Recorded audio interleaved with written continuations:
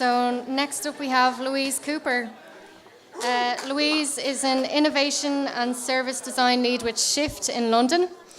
She works with social startups to define their core service proposition and launches them into the real world. Before Shift, Louise was a service design consultant at Engine and a UX designer at Each Another. Her talk is called Tackling a Social Problem with Conversation. So everyone, welcome Louise.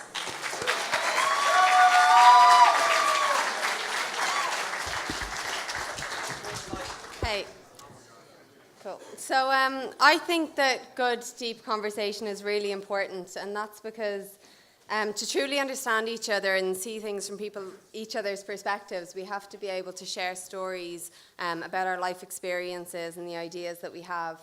But there's a problem that I'm kind of seeing, and it's that as a society, our ability to engage in these deep conversations is starting to break down.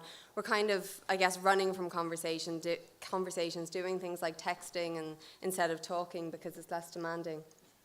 But this is causing a social problem, and it's kind of based on the notion of this in-group, out-group kind of thing, where we're going on the notion that we have these big things that divide us instead of focusing on the things that we actually have in common.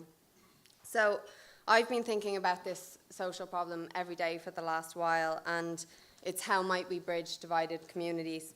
So I work for an organisation called Shift, and we are dedicated to social change and measuring social impact, and this is how we kind of do things. So we start with the social problem, and that's the driving why behind everything that we do. We use that to identify the route to impact that we're going to take to tackle that social problem, and that gives us the space to ideate on the concept that we're going to work on. So for my problem that I'm trying to tackle, it looks like this.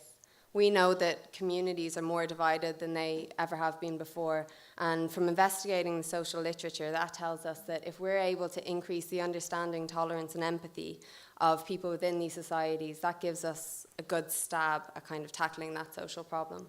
And from going out and doing user research and ethnography, it tells us that a good mechanism to do that is by getting people to sit down with each other, share their stories, and identify their commonalities. So I've been working on designing for this for the last year, and like any project, I look out into the world for inspiration of how others are trying to tackle this social problem. And there was 3 examples that resonated with me. The first was an experiment where people with strongly opposing beliefs are brought together to build a bar. It's Heineken. But like throughout that process, they kind of unveil their opposing beliefs, and at the end, they decide if they want to sit down and talk to each other or leave.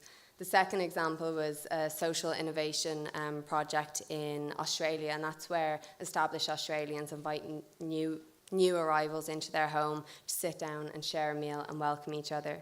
And the last example was an event format where participants kind of come in and almost like, show their stance on a topic by where they actually physically stand in a room, and people unveil their kind of perspectives and their stories that have led to that perspectives. And at the end, people can decide whether they want to hold their stance or change their perspective and move. So for me, the thing that all these had in common was that it was all about people talking to each other, sharing their stories and their perspectives in the same room at the same time and understanding each other. And it's all kind of based on this single premise in this quote that resonates with me, which is that it's impossible not to love somebody whose story that you've heard. Ultimately, David Isaiah StoryCorps says we're all kind of pretty much similar deep down, no matter who we are or what we think that we have that divides us. But exposing ourselves is really hard. Like conversation is like really, really awkward, especially with strangers. But what we saw from going out and doing research in the world was that something as simple as a conversation prompt can kind of break that down and unblock that awkwardness. So we built our story sharing methodology for one of our new products, Storybox, on this. Universal, inclusive story sharing prompts to unblock that awkwardness of conversation. And this was part of a wider kit that we built for our story sharing community partners across the world. So we kind of saw them as our vehicle to achieving the reach and social impact that we wanted to achieve. So we prototyped these kits really, really early on. We thought the best thing to do was get them out into the world, and what we wanted to see was if our story sharing methodology was working to achieve the social impact that we wanted. And what we saw was actually this simple thing, like these conversation prompts was working. People were talking to each other. They were, understanding each other's stories. They were identifying the things that they had in common. So we furthered these trials and we put them out into kind of 20 locations across the world, everywhere from King's Cross in London all the way to tribal communities in New Mexico.